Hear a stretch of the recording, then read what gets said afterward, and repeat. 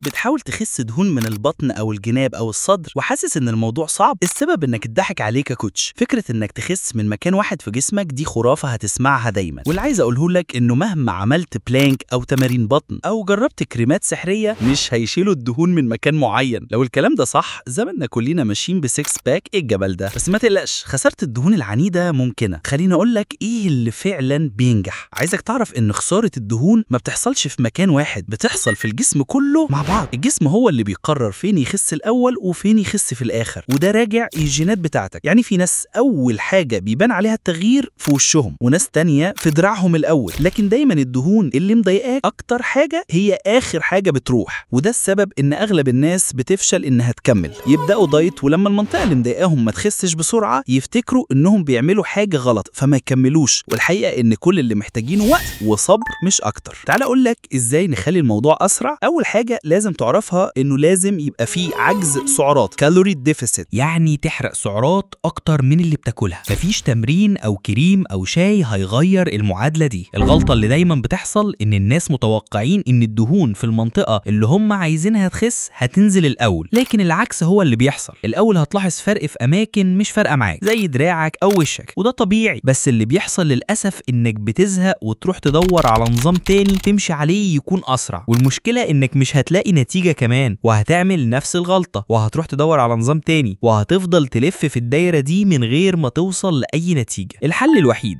إنك تكمل. طول ما أنت عامل عجز سعرات الدهون لازم هتنزل، ده بيولوجية بحتة ما فيهاش كلام. طب تعمل إيه لحد ما الدهون تقل؟ ركز على إنك تبني عضلات في نفس المناطق اللي أنت عايزها تخس، وعايزك تعرف إن بناء العضلات مش هيخلي الدهون تتحرق أسرع، بس هيخلي شكل المنطقة أحسن لما الدهون تقل. يعني لو عندك دهون في بطنك العب تمارين بطن، مش عشان تحرق دهون البطن، لا، عشان تعرف تبني كور باين بعد ما الدهون تروح. ولو عندك دهون في رجلك مرر رجلك عشان تبقى قوية، ولما الدهون تختفي شكلها يبقى مظبوط. وفي النهاية عايزك تفهم حاجة، ان جسمك لو متناسق وصحي ده مش بس هيفرق معاك في اللبس والصور، ده هيفرق معاك في ثقتك بنفسك وشخصيتك وفي كل حاجة بتعملها في حياتك. فلو انت فعلا عايز تغير شكلك وحياتك خليك ملتزم واصبر، والله النتائج هتيجي اسرع مما تتخيل. بس انت اصبر وركز يا كوتش. ولو استفدت من الفيديو ده يا كوتش ما تنساش تعمل لايك وسبسكرايب عشان يوصلك كل جديد وتبقى جزء من الجام فاميلي بتاعتنا. سلام.